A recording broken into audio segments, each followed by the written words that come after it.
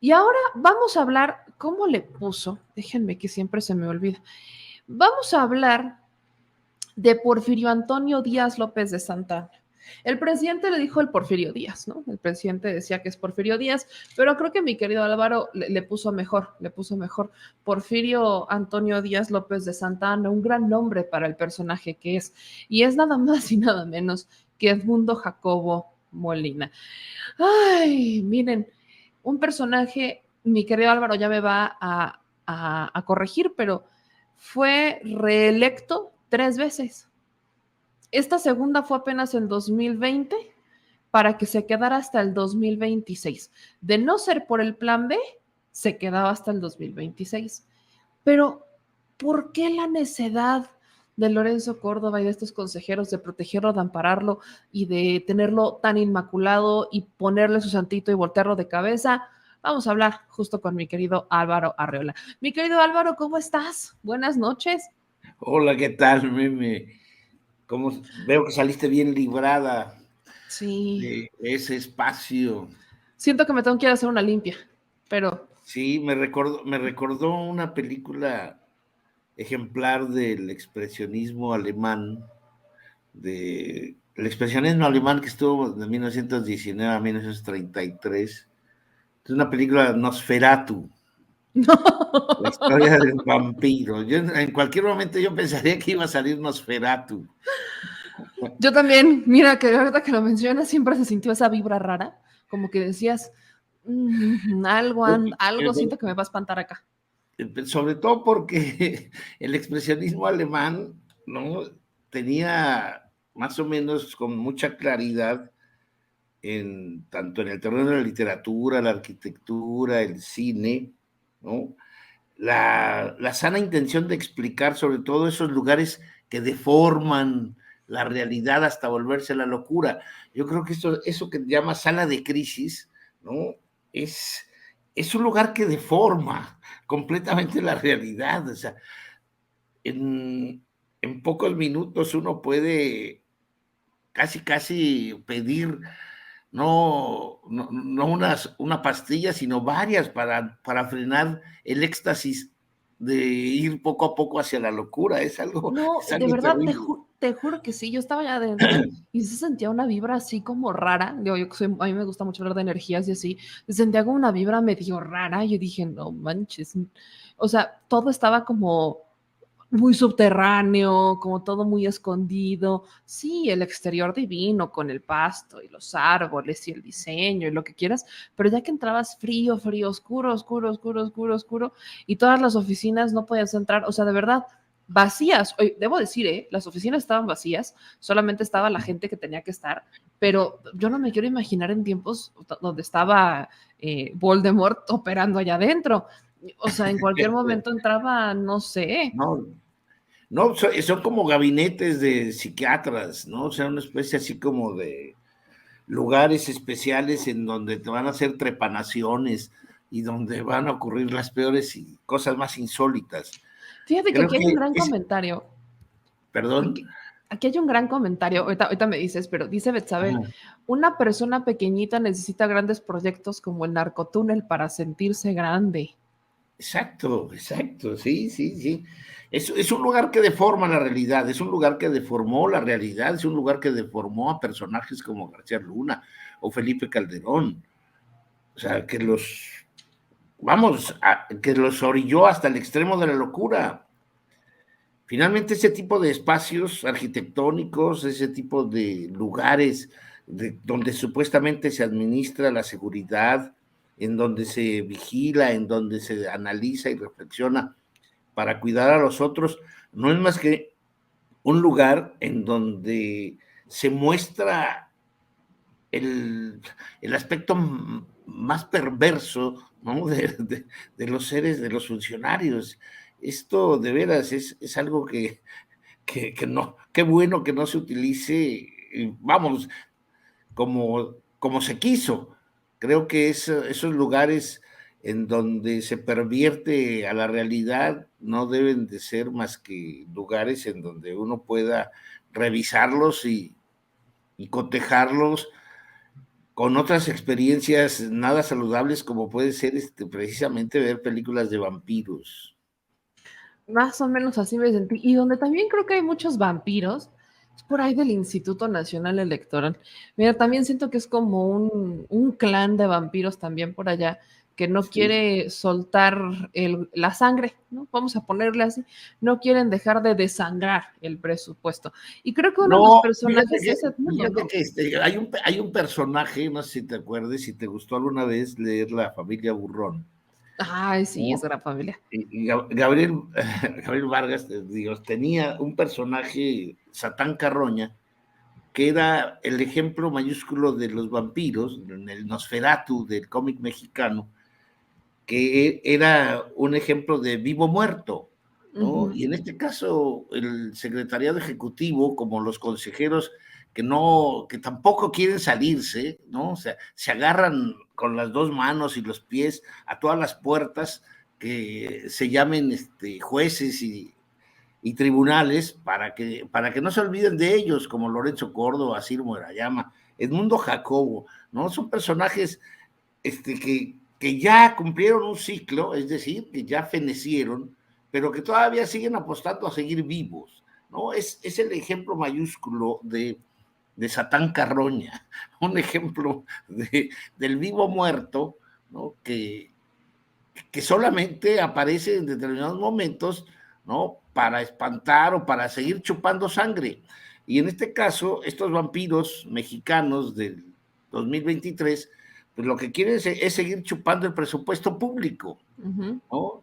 Entonces creo que nada más adecuado que compararlos con con estos vampiros de la historia y en donde finalmente Porfirito y Antonito es el alias Edmundo Jacobo, pues no es más que la expresión total de un modelo en donde el robo, el agandalle, ¿no? Sobre los recursos públicos es la vida cotidiana. Esto es algo terrible. Es algo que finalmente tenemos que ir poco a poco desterrando, ¿no? Y hacer todas las conjuras de la historia conocida para que esto no se repita. Esto Oye, es muy importante. Edmundo, ¿por qué tanta protección? Vamos como a las partes escabrosonas, me encanta siempre porque podemos irnos al fondo de la historia. Pero Edmundo Jacobo Molina, ahora sí que de qué protección goza, porque yo veo que ahí Lorenzo Córdoba lo ha protegido, lo propuso para que fuera reelecto, solo creo que fueron dos consejeros o uno quienes se opusieron en el 2020 argumentando que eso no tenía nada de democrático, etcétera. Pero volvemos, o sea, la figura de Edmundo les dolió. Y creo que algo que no adelantábamos, al menos yo personalmente no adelantaba, es que con el plan B les fuera a doler tanto que el secretario ejecutivo desaparezca para que ahora sea sustituido por 5 personas, o sea, 5 consejeros, para que ellos hagan lo que antes hacía Punto Jacobo. Entonces, quiero irme un poco al origen para ver si logramos desenmarañar el amor que le tiene y la defensa hasta las lágrimas que ejercieron algunos como Patricia Mercano por Edmundo Jacobo Molina. ¿Qué es el secretariado ejecutivo? ¿Cuál es su importancia? ¿Qué es lo que hace? ¿De qué es responsable este secretariado? Mira, Meme, es que después del presidente del Consejo General del Instituto Nacional Electoral, ¿sí? Después del presidente de turno, el hombre más fuerte y más importante, sobre todo porque tiene que ver con el trabajo interno, con la organización interna de toda la estructura institucional, es el secretario ejecutivo.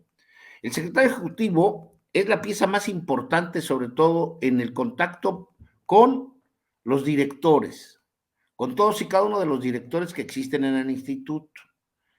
Es la pieza que los reúne, la pieza que los convoca, la pieza que les sujeta, la pieza que les dice si van a existir o no van a existir el día de mañana. Esa es una posición fundamental. Pero hay otras menos, ahora sí que con menos percepción, pero que son igualmente importantes. Es el primer contacto que tienen los partidos políticos con el instituto. Todo se arregla a través de la Secretaría Ejecutiva. Los partidos políticos no contactan con la presidencia, contactan con el secretario ejecutivo. Es el corre, ve y dile. Él es el mediador entre la presidencia del Consejo y los partidos. Él es la ganzúa, el gancho que le permite a los partidos solicitar todo lo que te imagines. Recursos económicos, plazas para sus amigos, plazas para sus militantes, direcciones en los estados de la República, etcétera, etcétera, etcétera. Pero luego una tercera que es fundamental desde 2014 es la que tiene que ver precisamente con la centralización del proceso electoral que vive este país desde 2014 y que finalmente ha sido el mecanismo más importante que tienen, sobre todo los que controlan a este señor, como son el PRI y el PAN, ¿no? Para que las entidades federativas queden sujetas las direcciones, las vocalías principales a los mecanismos autoritarios de la centralización, que este señor los tiene. Por él pasan cientos de solicitudes para ser vocal, para ser consejeros, ¿sí? Para participar en la organización y en la administración. Pero luego una cuarta, si te parece no menos importante, Meme, es sobre todo la que tiene que ver con la compra y venta de todas y cada una de las cosas que el instituto consume. Los consumibles, que van desde un programa de resultados electorales preliminares, pasando por computadoras, pasando por todo tipo de tecnología que ha sido desarrollada desde hace 30 años en el instituto, pasa por la Secretaría Ejecutiva antes que cualquier otro. Si yo vendo plumones para un proceso electoral en donde se van a requerir, qué sé yo, gorritas, gorrotas, camisolas, gomas, lápices, plumas, pues al primero que le voy a ofrecer esto es al secretario ejecutivo. El secretario ejecutivo es un hombre poderosísimo, poderosísimo en términos administrativos y en términos políticos. Esa es la fuerza que tiene la Secretaría Ejecutiva y por eso no la quieren perder. Es una pieza fundamental para el 24, según ellos. Los que conocemos más sobre cuestiones generales del régimen mexicano, es una pieza fundamental, pero no por ello, ¿sí?, van a perder o ganar a alguien. Tiene que ver más, pues, con cuestiones de política interna y cuestión administrativa. O sea, prácticamente... Está desde que estaba Leonardo Valdés, en la desde el torre. 2008. Ahora, prácticamente entonces Edmundo Jacobo es el que le abre la puerta o le cierra la puerta a nuevos proveedores o a proveedores en general. Edmundo Jacobo es el que de alguna manera, si no bien directa, pero tal vez más indirecta, con el nombramiento de los vocales, directores y todo esto, controla qué tanto el instituto está pidiendo de presupuesto. Así es. Al Ejecutivo Federal, o bueno, a la Secretaría de Hacienda. Pero no a la Secretaría de Hacienda. Él es el que arma primero el presupuesto. Ok. Junto con sus directores, a los cuales él controla. Claro. Digo, nos vamos a enterar poco a poco, pero la mayoría de los 12 directores que anunciaron su renuncia para hacerla efectiva entre el 31 de marzo y el 3 de abril, van a ser mujeres y hombres que dependen de la amistad y amistad política con este señor. O sea, le deben a Edmundo Jacobo Molina. Sí, con Toñito. Sí, con Toñito López de Santana. Oye, este personaje, ¿cómo es que el instituto en sus reglas, tan democrático el que es, permitió que este personaje se reeligiera de su primera elección, 2018, cuando se convierte en secretario ejecutivo, hasta el 2026? ¿Cómo es que se gana ese poder con los consejeros que van cambiando cada 4 años? Bueno, salvo Lorenzo. Yo creo que es sobre todo por su antecedente académico. Él fue rector de la UAM Azcapotzalco. ¿sí? Y a partir de ahí él conocía muy bien, ¿no?, a Leonardo Valdés, que era de la UAM Iztapalapa, y por eso finalmente lo invitó, ¿no? UAM Iztapalapa, UAM Azcapotzalco, y finalmente también Edmundo Jacobo participaba de un grupo, ¿sí?, un grupo de académicos que investigaban sobre todo cuestión empresarial, ¿no?, tanto del Instituto, en la UNAM como en la UAM, ¿sí?, y del Colegio de México. En fin, era una figura que académicamente podría ser bien vista por todos, pero sobre todo que le daba confianza a quienes estaban llegando como presidentes del Consejo, ¿no? Okay. A Leonardo, a María Marván, etcétera, etcétera, etcétera. ¿Sí? Entonces yo creo que ese fue su valor inmediato. No es una persona que se pelee y se exhiba, ¿no?, cotidianamente como un personaje altanero, peleonero, soberbio. No, a lo mejor ya lo es, pero quienes le conocen en su actuar, pues es serio. Pero bueno, finalmente lo que se le invita a participar para que en la toma de decisiones fundamentales él sea el primero que dé la cara. O sea, él es un hombre que finalmente hoy ya sabe cómo tratar a los partidos. Los Claro. partidos políticos están acostumbrados a su trato, pero sobre todo, repito, al secretario ejecutivo que le pongan enfrente, los partidos le van a presionar para muchas cosas, para que les adelanten, por ejemplo, sus remesas. Hay partidos políticos que solicitan un adelanto de 2 o 3 meses de sus dineros a los que tienen derecho con mensualidades, pero hay partidos que lo solicitan por adelantado, varios meses. ¿Quién da la autorización? El secretario ejecutivo.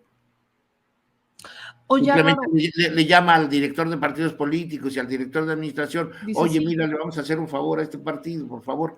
Y ya, se Pero como resuelve. están a su favor, pues como son dependientes y amigos de él, pues no le van a decir que no, ni siquiera se van a Ah, atrever a oponerse. exactamente. Hasta Oye, eso llega el poderío de un secretario ejecutivo. ahora, estos audios que vimos con Laida, o que escuchamos o vimos, las conversaciones con Laida Sansores, hubo uno de ellos en particular donde se daba una conversación donde Lorenzo Córdoba se iba a reunir con los integrantes o en el marco de la creación de Vapor México. Con esto que nos estás contando, entonces, Edmundo Jacobo es el que tuvo que haber sido el enlace o tuvo que hacer el primer contacto para que esa reunión se llevara a cabo, como el primer contacto de decir, secretario ejecutivo, porque queremos armar todo esto, sobre todo porque él estaba involucrado en la conversación, o sea, como si fuera el asistente de Lorenzo, pero ahora que ¿Sí? nos estás diciendo esto, no era el asistente, era el que No, prácticamente convocaba. él es el que convoca, él es el que arma las reuniones, él es el que le pide, ¿sí?, a los diferentes partidos, sobre todo la relación con los partidos. Con la relación administrativa es de control, férreo control, ¿sí? Porque saben ejercer un férreo control y a donde la dispensa de trámites forma parte de un modelo de corrupción burocrática que existe desde hace 30 años y a los cuales, bueno, pues ya finalmente es el experto número uno. Está tan metido en tantas cosas dentro del Instituto Nacional Electoral que por eso mismo todos ellos, el PRI y el PAN, suponen que se fractura la relación con las entidades federativas si este señor se va. Porque quien tiene el control de todas las fuerzas en las entidades federativas es la Secretaría Ejecutiva. Él es el que sabe quiénes son los vocales, quiénes son los que pueden ser, quiénes son los que pueden salir, quiénes son los vocales más cercanos al PRI, quiénes son los vocales más cercanos al PAN, quiénes son los vocales del PRD, quiénes son los vocales de PT, ¿sí? Él O sea, sabe exactamente cuál es el perfil de cada uno de los vocales de todas las entidades federativas. esto ya se puso más interesante, espérense. Entonces, prácticamente el plan B, al aprobarse, afecta la operación diaria de Edmundo Jacobo. Y de ahí que, o sea, ¿consideras que el plan B, al pensarlo, estaba pensado justo, o sea, no fue como un daño colateral o el tema de Edmundo Jacobo, sino No, que no, fue no, no, no. completamente pensado. Sí, no, es un disparo de precisión, ¿sí? Es un disparo de precisión, es un disparo de un niño artillero experto, ¿no? Es un, vamos, si se puede hacer el símil, pues, es la solicitud a un Felipe Ángeles en el año 1913 para que pueda apoyar con su artillería en una lucha guerrillera a las fuerzas de Villa contra las fuerzas federales. En este caso, este hombre es un perfecto conocedor de todas y cada una de las piezas que se mueven al interior y exterior del instituto. Él conoce perfectamente bien a todos, ¿sí? Pero repito, básicamente a la Junta y de manera muy importante las relaciones políticas con las dirigencias de los partidos. Y en última instancia, él sabe muy bien, porque debió haber accedido, y esto lo va a demostrar una, una investigación mínima que se puede hacer sobre todas las entidades federativas, nos va a demostrar qué partido, ¿sí?, tuvo las mayores canonjías con este señor a través del control de muchas vocalías. Es claro. Wow. Oye, Álvaro. ¿A qué voy? ¿A qué voy? A que el servicio profesional electoral está en manos de los partidos políticos, está en manos del PRI y del PAN, no está en manos de la ciudadanía y de la sociedad civil. No, el servicio profesional electoral es un servicio profesional partidario, partidista, ¿sí? O sea, ¿cómo entran? O sea, alguien que quiere entrar al servicio profesional no entra como por una convocatoria o ya hay un filtro Y previo que conoce el mundo. entran por convocatorias, pero son convocatorias amarradas. Son convocatorias que ya previamente se dieron a conocer a alguien al que se le invitó o alguien que solicitó a través de un partido político, oye, mira, es que mi hermano, mi amigo me pidió para que en Tabasco entre o en Campeche, o en Yucatán, o Nayarit, ¿no? Lo queremos de vocal. Ah, bueno, entonces dile que va a salir la convocatoria para integrar esta de tal fecha, etcétera, etcétera, ¿sí? Ojo, llega Meme Yamel, que fue apoyada o que fue invitada por una organización partidista y que después ya en su trabajo a lo mejor sí funciona, lo hace bien, ¿sí? Pero la atadura, el cordón umbilical ya está fijo. O sea, ese en cualquier momento se puede estirarlo y romper, dependiendo de qué lado, pues, más que la iguana, pues. O sea, prácticamente estamos conscientes que el plan B que presenta el presidente López Obrador dio un tiro de precisión a los que Sí. manejaban la operación que intoxicaba al sistema electoral mexicano, tanto financieramente como operativamente. Perfecto. La mejor descripción no hay. Ahora tengo una duda. Hace un ratito, un magistrado, otorga un amparo a Edmundo Jacobo y ordena la restitución de este señor. ¿Qué es lo que puede pasar? Porque si bien esa es una medida temporal, porque es un amparo y falta que se resuelva el fondo del asunto, ¿qué va a pasar? O si es una restitución definitiva y Edmundo tendrá que quedarse hasta el 2026. Supongamos que lo restituyen el día lunes o martes de la próxima semana, o cuando termine todo el proceso. Recuerda que es ¿cómo se le llama en términos legales? Bueno, este recurso que está siendo revisado no termina hasta que se discuta el fondo del asunto. El fondo del asunto puede ser que finalmente lo reinstalen. A ver, pero Meme, aquí se trata ahora de valorar políticamente el costo para el personaje, el costo para la institución es brutal, no se lo quita nadie. la desconfianza que provoca toda esta judicialización del caso, va solamente a hacer posible que se transparente la debilidad del secretario ejecutivo de aquí al 24 o al 26. No habrá un hombre más débil en la estructura del instituto que el señor Edmundo Jacobo Molina de aquí al 24 o de aquí al 26, si le restituyen su posición, su puesto. No habrá personaje más debilitado. ¿Por Por qué? una simple y sencilla razón. En un sistema, en un modelo electoral, lo que más importa y lo que mejor define las características de un sistema es la confianza en sus actores, en sus cuadros que organizan el proceso. Y si el principal cuadro, el principal personaje en la organización electoral tiene la desconfianza del grupo mayoritario del poder nacional, ¿cómo va a durar en esa posición de aquí al 24? Hay algo que justo te quiero preguntar, porque ahorita con todo el tema del INE y de la elección de los consejeros, han surgido cuatro nombres que son muy cercanos a la 4T. La hermana de la secretaria de Trabajo, el propio Netzaí, hermano de Irma Erendira Sandoval, que estuvo antes en la Defensoría Pública, y otros dos personajes. Uno de ellos operaba en el INE, pero del lado de Morena, no era como coordinador de asesores en Morena del Instituto del Consejo General. Entonces, ¿qué pasa si estos personajes llegan? O sea, supongamos este escenario que Morena diga, me vale, ahora sí voy a hacer la mía, no quisieron mi plan B y ahora voy a votar porque somos mayoría, voy a votar justamente por ellos. ¿Qué pasaría? Lo que estás diciendo es que en un escenario donde ellos ganen, van a llegar, Edmundo Jacobo no va a tener confianza de estos consejeros, va a ser complicada la operación y eventualmente va a reventar y se va a ir.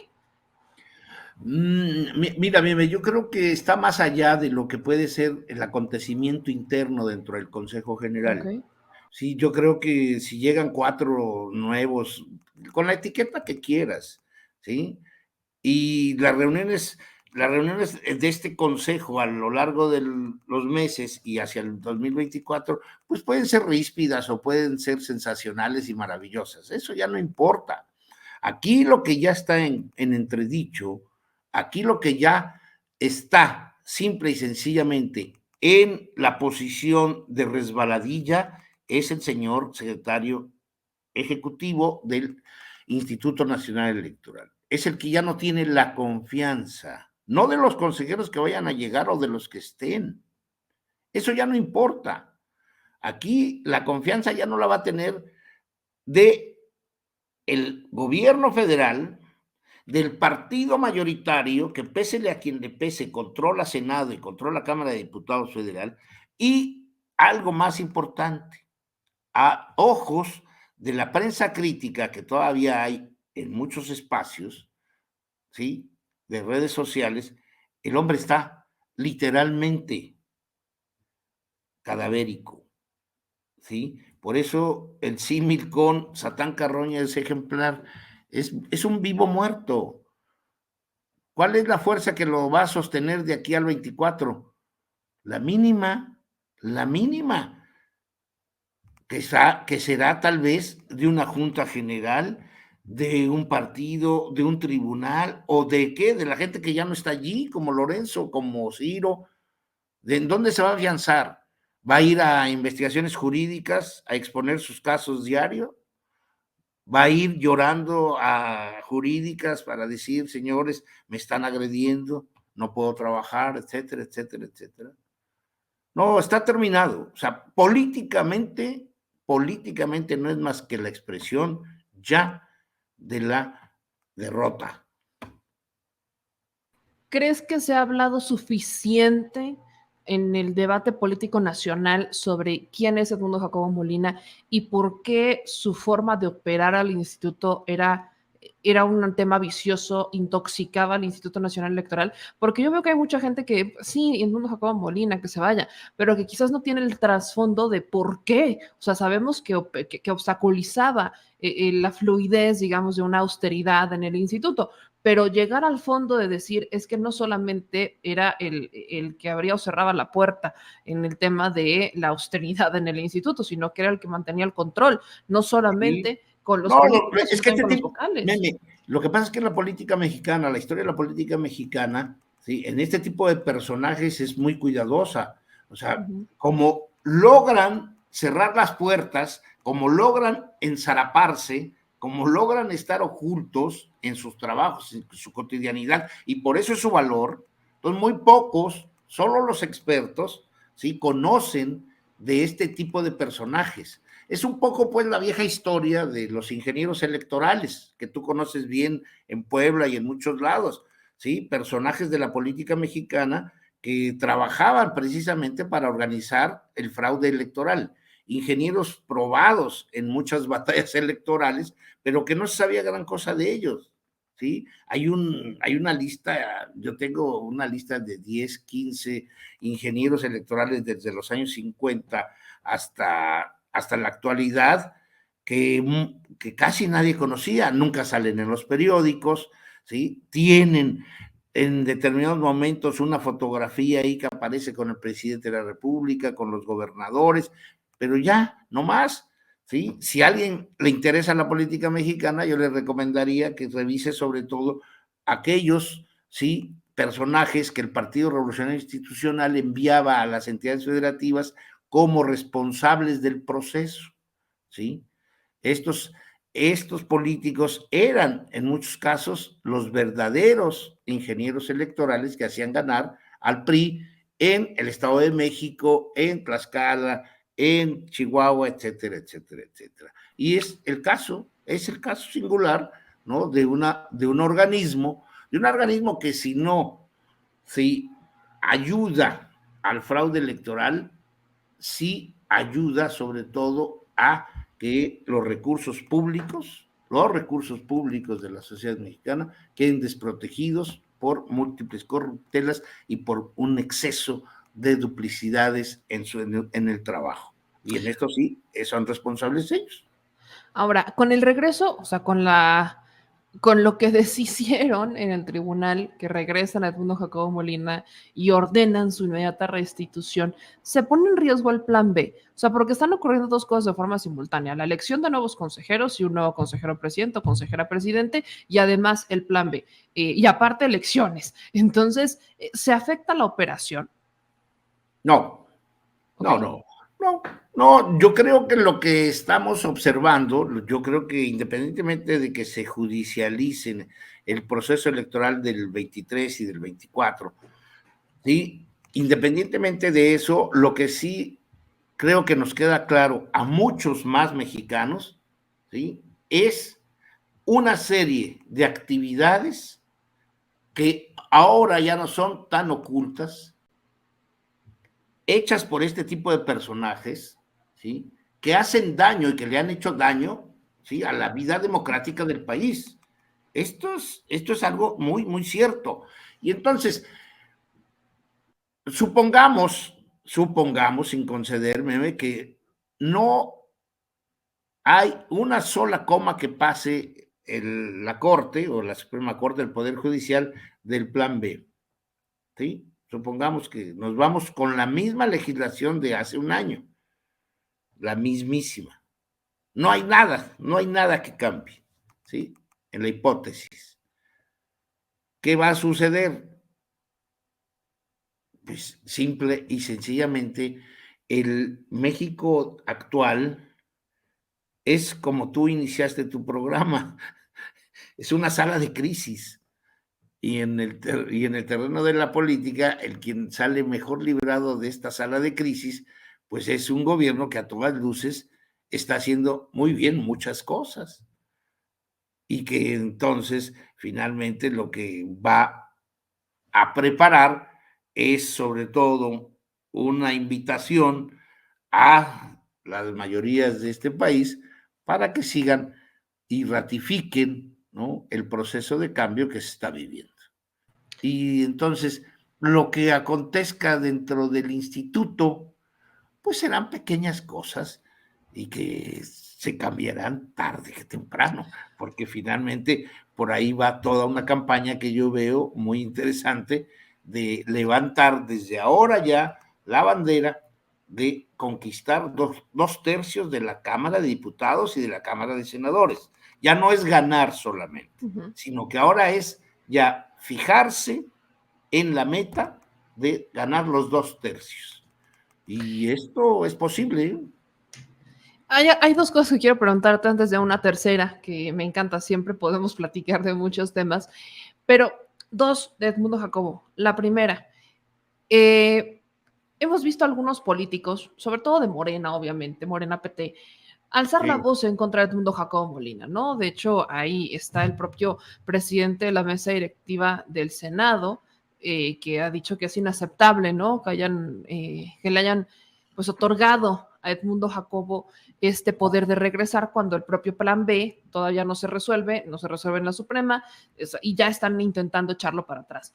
¿Tú crees que se rompa la relación política o la relación que tienen algunos de estos políticos porque seguramente han tenido que tener una relación con el mundo a raíz de esto, o volveremos a ver la clásica en la política, que mientras el tema está presente, pues entonces lo ataco, pero una vez que se resolvió, pues como todos amigos, como siempre, todos nos llevamos bien y no pasa nada? Y la otra que te quiero preguntar es si realmente Edmundo Jacobo Molina es insustituible, si es un personaje indispensable para la operación del instituto, tal y como lo ha pintado el consejero presidente Lorenzo Córdoba. no, a ver, respondo ahorita lo segundo. No, no es insustituible. Los únicos que van a sufrir mucho sin él, pues es obviamente el Partido Acción Nacional y el Partido Revolucionario Institucional. Los demás partidos, yo creo que, bueno, y el PRD, que no es ni partido ni es nada, pero que finalmente los otros, no. Hay una desconfianza, no le tienen, ahora sí que no está considerado como un profesional capaz de llevar a buen puerto el proceso. Y lo dice sobre todo el actuar del partido mayoritario, de Morena. Los representantes de Morena no le tienen confianza alguna, ¿sí? Y esto, vamos, en cualquier proceso, en cualquier empresa privada o pública, cuando se le ha retirado la confianza a quien está encargado de organizar algo, ya no hay posibilidad alguna de que las cosas salgan bien, ¿sí? Es, es algo imposible de contener, de detener. En política la desconfianza es la parte primordial. Pero sobre todo, meme, hay algo también trascendental en la vida de la persona, la lealtad, la lealtad institucional, ¿sí? Para muchos mexicanos, el que se considere que 15 años no son nada para seguir trabajando en un puesto que le otorga casi el doble del salario del presidente de la República, es una ofensa muy grande.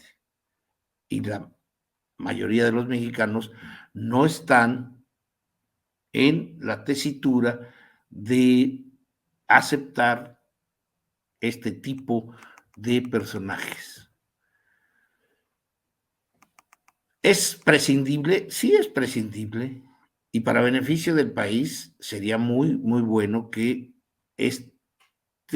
ejerciera algo que, algo que se llama autocrítica.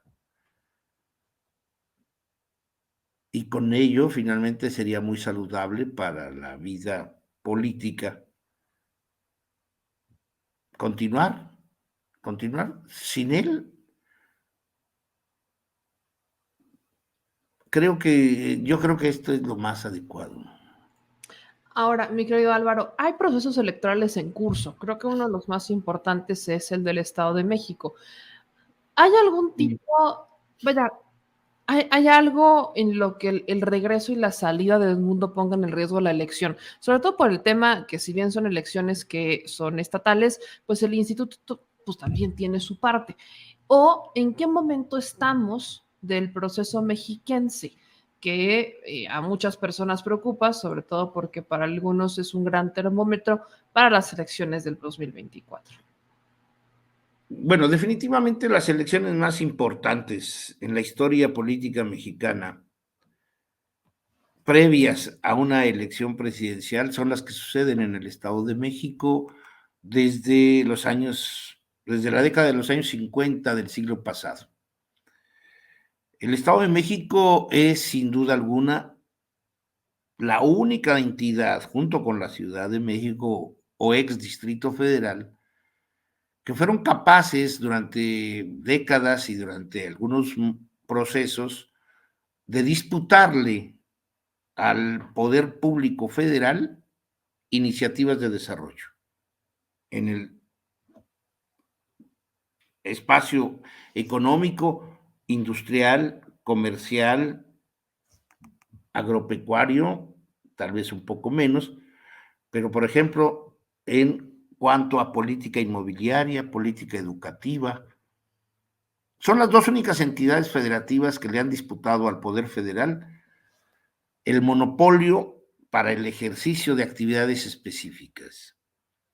Y se han impuesto en algunas ocasiones a la decisión federal. El Estado de México, hay que recordarlo y de ahí pues que tenga que ser valorada la importancia. Ha dado en los últimos 70 años dos presidentes de la República. Ha producido un gobernador, el hombre más rico de México y de América, en muchas décadas, mucho antes de que Carlos Slim apareciera.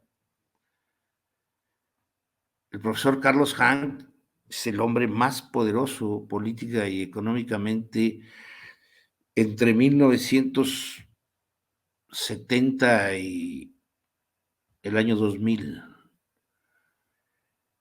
Ha dado presidentes, el Estado de México, su clase política, ¿sí? Ha tenido presidentes nacionales del Partido Revolucionario Institucional, ha tenido una muy buena cantidad de secretarios de Estado que a nivel federal han sido pilares de gobiernos nacionales. Pero ¿qué sucede hoy? Ese modelo se acabó, meme. Ese modelo político exitosísimo durante muchas décadas, hoy hay que reconocerlo, es un modelo que se ha debilitado. Es un modelo político que vendió bien, pero vendió todo. Es un modelo político que tuvo excelentes representantes profesionales del quehacer electoral, político, económico, pero hoy no los tiene.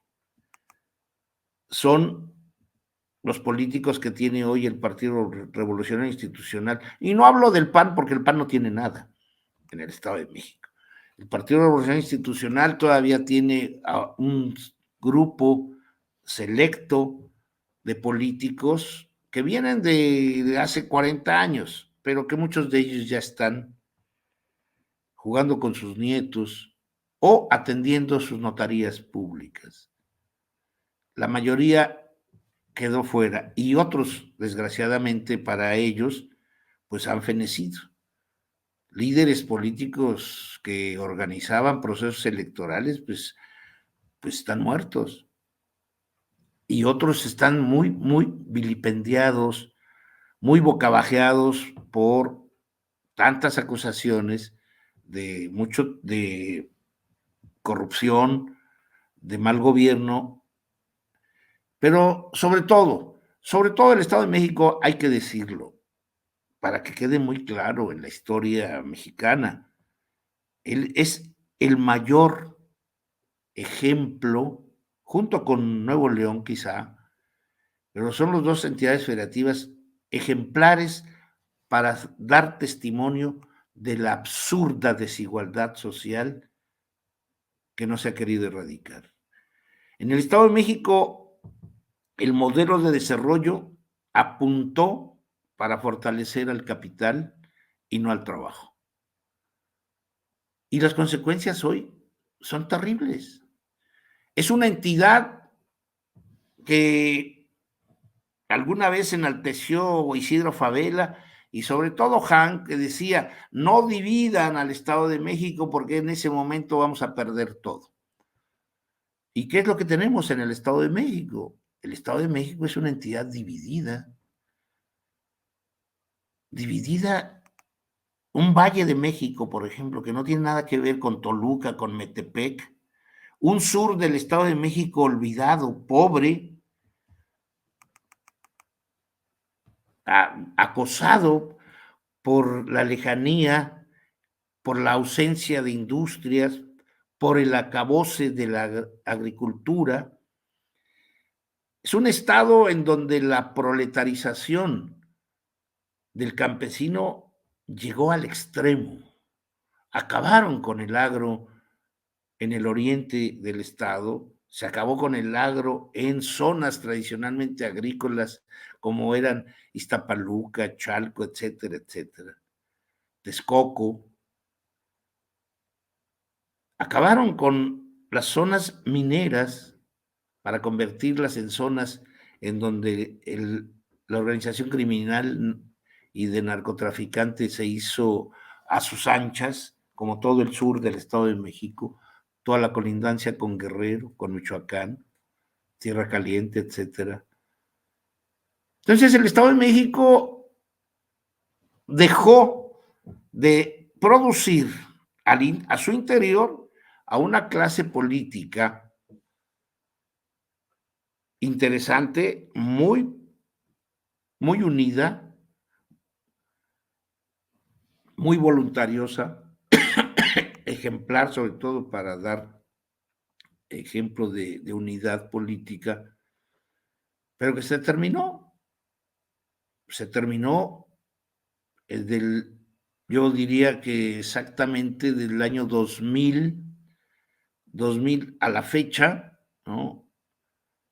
La debilidad menguó a una organización política y de profesionales, pero activó también, y eso forma parte de la democracia mexicana, activó a una fuerza lo suficientemente sólida para ir poco a poco ocupando los espacios que hoy tiene y que seguramente va a lograr incrementar en las elecciones de este año. Morena. Es una entidad que tiene 125 ayuntamientos, pero que 11, para que veamos el ejemplo de desigualdad poblacional y social del Estado de México, meme, son 11 ayuntamientos que reúnen más o menos como el 60% de la votación estatal.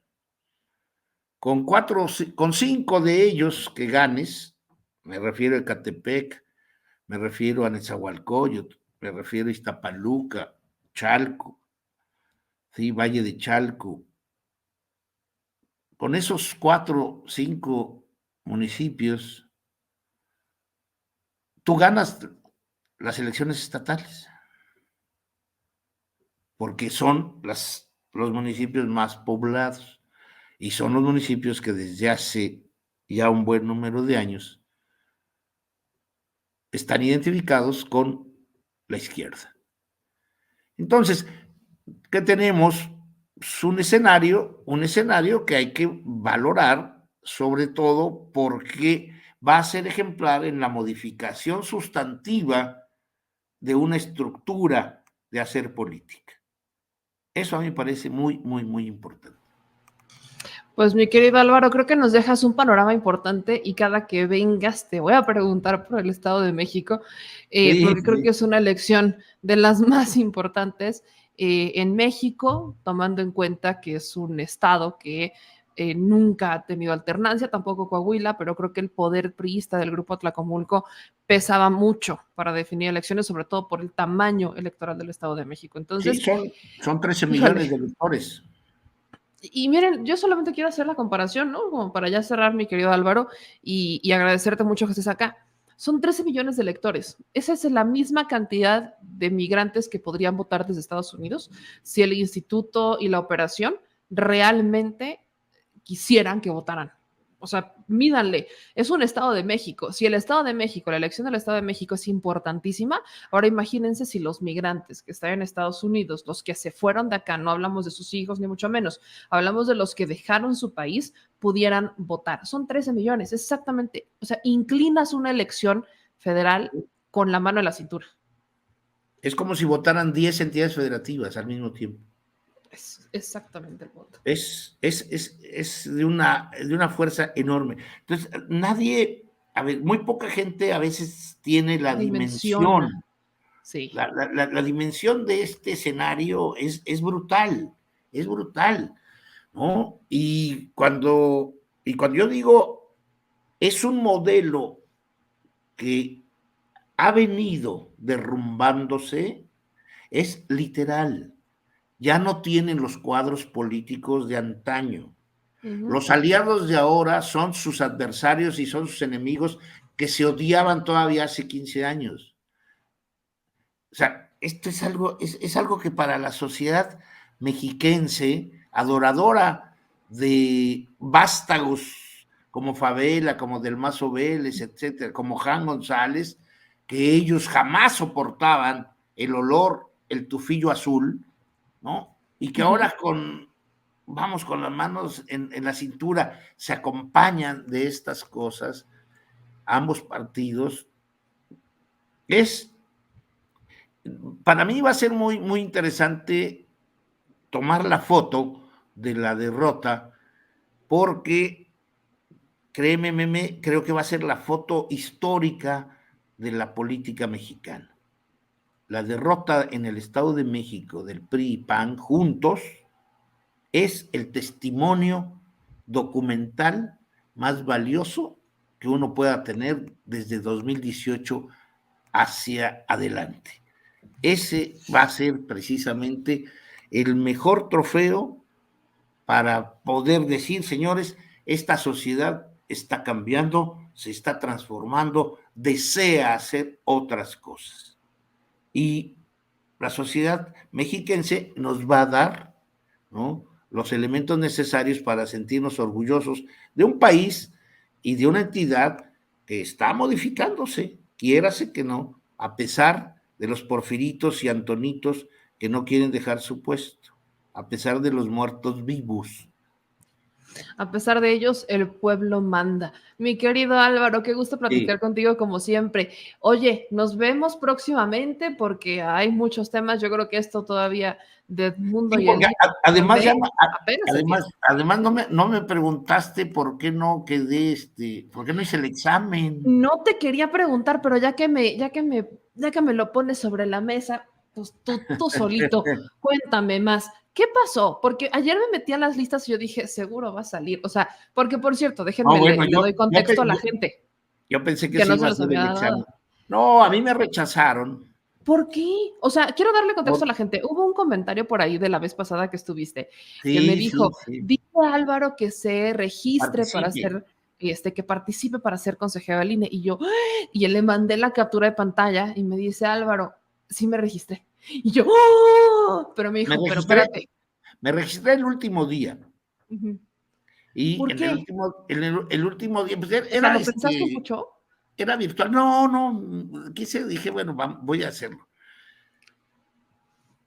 Después de firmar muchos documentos, entre ellos una carta que, ¿cómo dice? Bajo protesta de decir verdad. Ujú. Bueno, entonces te pedían muchas cosas, ¿no? Artículos, trabajos, pero a ver, lo más importante fue que a mí me previnieron, me dijo el comité, a usted le faltó la foto de su currículum en formato libre, no tiene foto, y la firma de ese formato. Pues lo hice, le puse una foto y lo firmé y lo endosé en todas las 50 páginas del currículum. Sí que es un currículum de hace 2 o 3 años, pero bueno, pues ese servía. Entonces se los envié y ya quedó cubierto eso.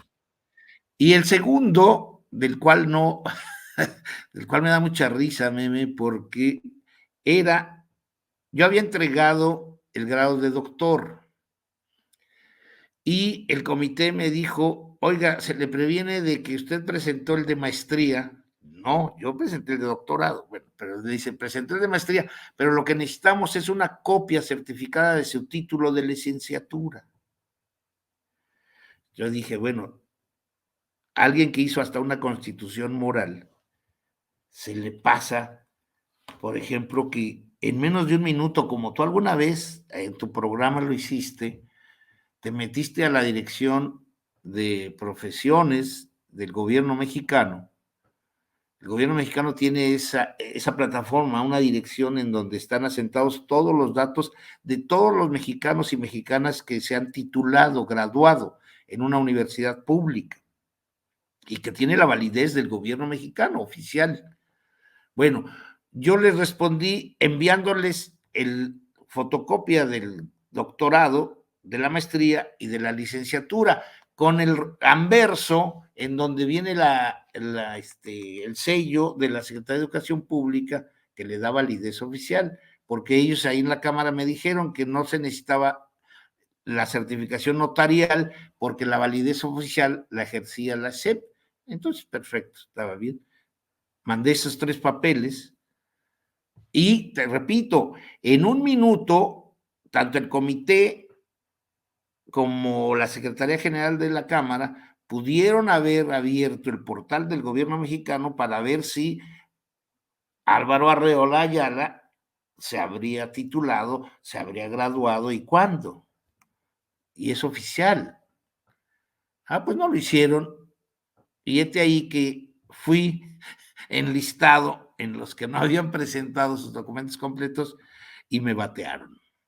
Por eso ya no pude, no fui, vamos, invitado al examen. No manches. Sí, Ay, son muy pendejos. O sea, ni hablar de eso que el comité técnico pudo haber filtrado las preguntas del examen, ¿o sí? No creo que, no, No porque creo ni que para eso, lleguen a tanto. no creo que ni para eso son listos. No, mira, yo creo que aquí hubo una mala leche, ¿no? Imagínate que pasó una persona que le dirijo su tesis doctoral, Ok.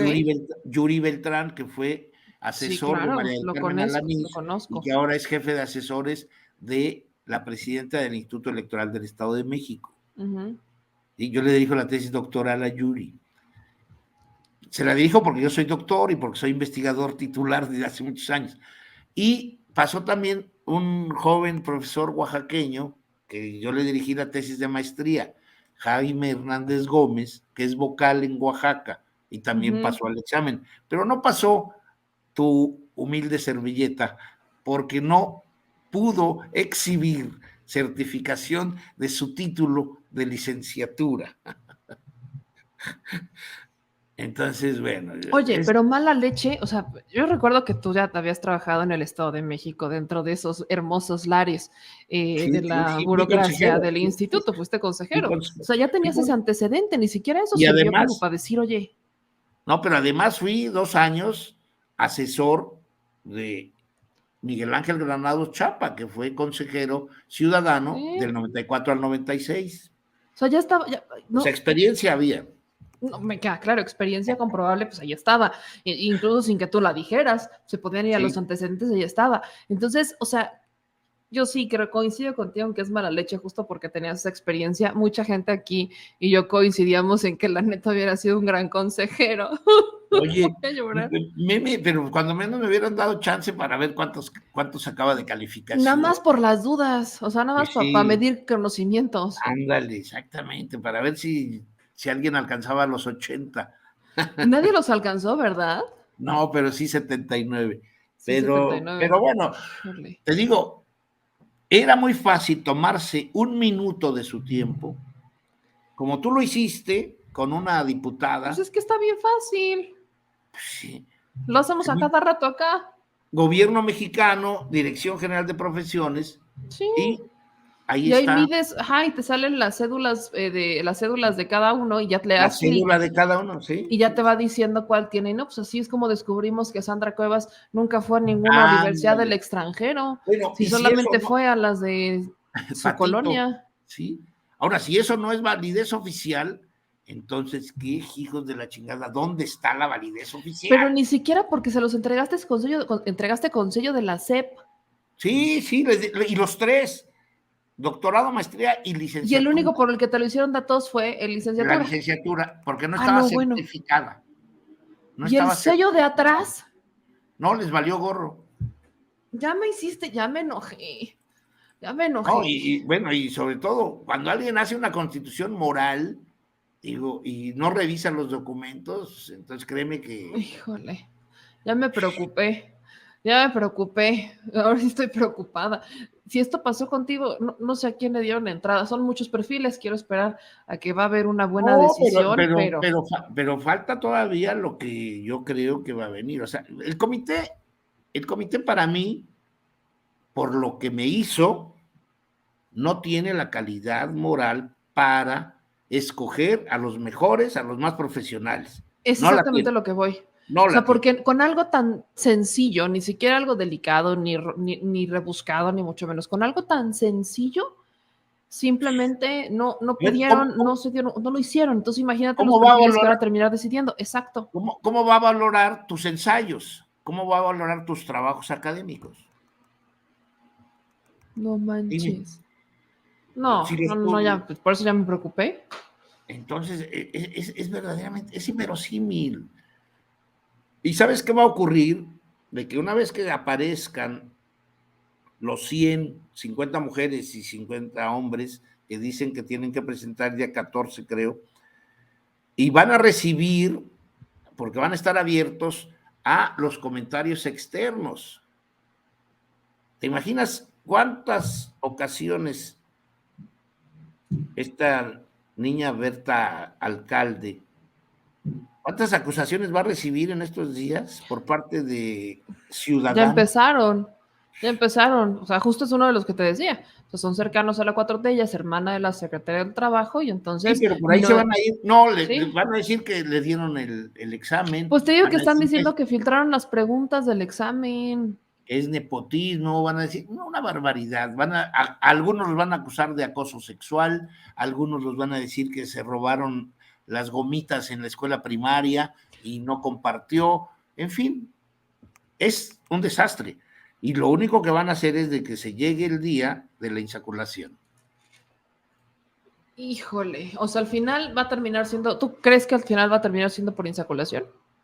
Yo creo que sí. Yo creo que sí. Sí, porque no quedaron más que en los primeros lugares, quedaron toda la gente que supuestamente, y eso lo sé por la prensa, que está más cercana a Morena. Sí. Que te digo que es lo que estaban diciendo, tanto hombres como mujeres. No, es Sí, que les filtraron las preguntas, las respuestas y que por eso quedaron. Y yo, híjole, después de lo que me estás diciendo, dejen ustedes eso, me preocupa el resto. sí, sí, sí, sí. No, no, Pues qué yo no sé bueno que cómo. me contaste, qué bueno que nos contaste. Pues sí, Porque pero bueno, es un. Mordí el polvo, meme. Una vez mo- más mo- mordí el polvo. pero vamos a esperar nosotros 4 años. Vamos a la siguiente. No pasa No, nada. no, no, porque si no voy a hacer otro Satán Carroña. Otros 4 años. Sí, mira, si el presidente pudo llegar hasta allá, tú puedes llegar a consejero, como de que no. Entonces aquí te respaldamos, tu barrio te respalda. Mi querido Álvaro, te mando un abrazo y qué mala noticia lo que nos acabas de comentar, pero es un gusto tenerte todavía de esta trinchera y seguir No, aquí seguimos. incomodando uno que otro, ¿no? Porque, ¿por qué no? Claro, ahí Cuídate vamos. mucho, mi querido Álvaro. Gracias, Descansa meme, que estés bien. igualmente. Saludos. Hasta luego. Bye.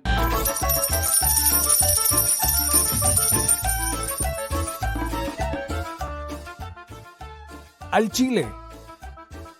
Recuerda que una forma de apoyar nuestro proyecto e impulsarnos a generar más y mejor contenido es a través de los superchats en nuestras transmisiones en vivo. Solo tienes que dirigirte al recuadro donde escribes mensajes, darle clic al símbolo de moneda, colocar los datos de tu tarjeta bancaria, el monto a donar y de forma inmediata se verá reflejado en un recuadro de color con el mensaje de tu preferencia. Otra manera, por si no nos alcanzas a ver en vivo, es ir a la descripción de nuestro video de YouTube, darle clic a la liga de PayPal y repetir el proceso como en los superchats. Ese recurso llegará directo a nuestra cuenta bancaria. En Facebook también puedes apoyarnos de forma mensual. En el inicio de nuestra página encontrarás el botón Quiero colaborar. Ahí podrás adquirir una membresía que nos impulsará a seguir combatiendo la infodemia desde esta plataforma. Y si eres de los que no confía en la tecnología, puedes hacer un depósito o transferencia a nuestro número de tarjeta Banamex, desde cualquier establecimiento, banco y hasta tu aplicación móvil. Anótalo. El número es 4766-8415-9203-0897. Recuerda, esto es completamente voluntario. Y es una forma de apoyar e involucrarte más con este proyecto independiente. Hazlo tuyo y comparte.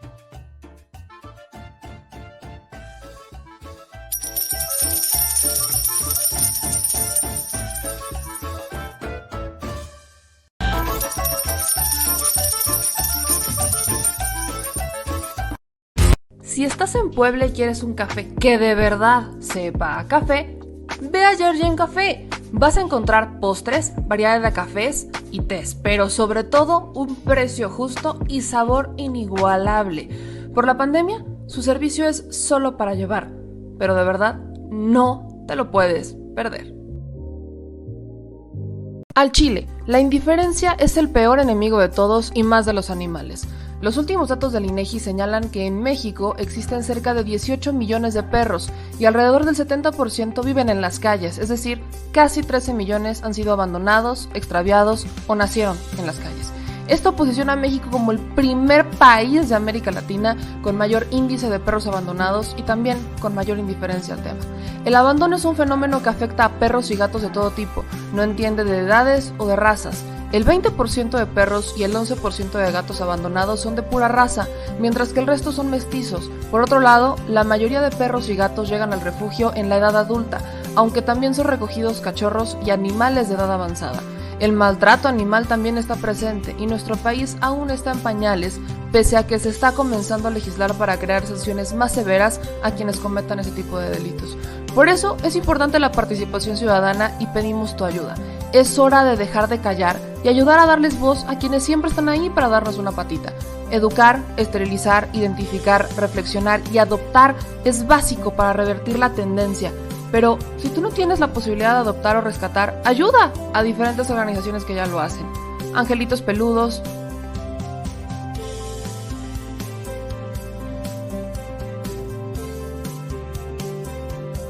Amor Sin Raza,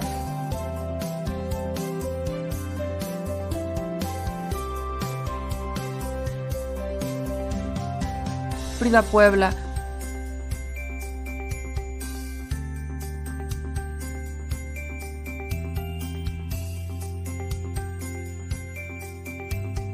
Rivera Rescue,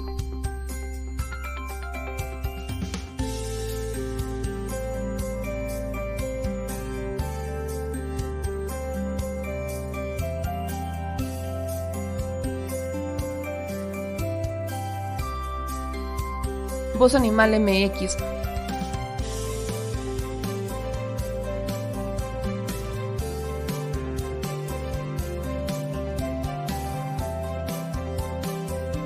el Albergue San Cristóbal,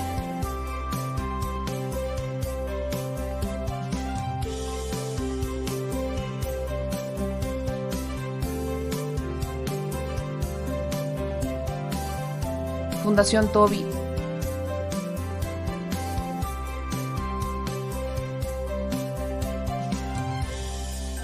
o Patitas Invisibles son algunas de las organizaciones a las que constantemente donamos y apoyamos, pero no es suficiente. Ayúdanos a que sean más voces las que salven vidas. Sus patitas, de verdad, pueden salvar tu vida. Difunde y dona.